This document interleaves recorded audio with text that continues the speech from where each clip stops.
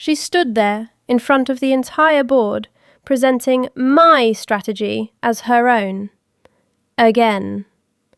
I watched her take credit for 18 months of my work, my late nights, my weekends, my ideas, and I smiled, because she had no idea that in exactly 72 hours, everything she'd built on my shoulders was about to collapse. My name is Emma. 2 years ago, I was the rising star of Hartley & Moore, one of London's most respected marketing agencies. I joined straight from university, worked my way up from junior account executive to senior strategist. I was good at my job, really good. Then Victoria became my manager. Victoria Richardson, 42, immaculate wardrobe, corner office, and absolutely, completely incapable of doing her job. But she had one skill I didn't have. She knew how to take credit for everyone else's work. It started small, a client presentation I'd spent 3 weeks perfecting. I presented it to the team on Wednesday. By Friday, Victoria was presenting it to the board as her own. When I confronted her, politely, professionally, she smiled and said, "Emma, ideas flow upward in an organisation. That's how business works. You'll learn." I thought it was a one-time thing, a misunderstanding. It wasn't. Over the next 18 months, Victoria stole 14 client presentations, 3 major campaign strategies, 1 industry award, and the promotion that should have made me creative director. Then came the Whitfield account. Whitfield Consumer Goods, the biggest client pitch in the agency's history, a £2.3 million annual contract. I worked on that pitch for 4 months, nights, weekends, missed my sister's birthday, cancelled 2 holidays. The strategy was revolutionary, the creative was flawless, and then an email, company-wide. Please join us in congratulating Victoria Richardson on her exceptional Whitfield pitch. The client signed this morning. My pitch, my 4 months, her name. Something broke inside me that day. Not my spirit, my patience. Greater than, I was done being Victoria's ghostwriter. Greater than, it was time to write my own ending. I didn't act rashly. That's not how you beat someone like Victoria. I made a plan. Step 1, document everything. Every stolen idea, every email where I'd shared my work with her, every timestamp showing when my files were created versus when her presentations were submitted. 2 years of evidence, meticulously organised. Step 2, secure my exit. I quietly interviewed at 3 competing agencies. Within 2 weeks, I had an offer from Meridian Creative. Senior Creative Director, 40% pay increase. They wanted me to start in 3 weeks, which brought me to step 3, timing. Because Victoria was about to present the Phase 2 strategy for Whitfield, the strategy I had created, the one only I understood, and I was scheduled to resign exactly 48 hours before that presentation. Monday morning, 9:15 a.m.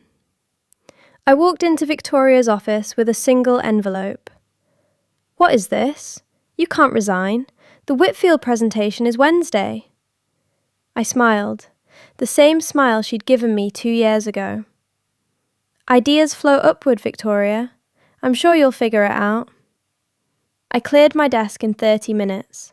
My personal laptop, with every piece of evidence, went into my bag. The working files for Phase 2? Those stayed on the company server. But the strategy notes, the client psychology profiles, the creative rationale, those had never left my personal drive. I heard what happened next from a former colleague who was in the room. Wednesday arrived. The Whitfield executives flew in from Manchester, and Victoria stood up to deliver Phase 2. Except she couldn't.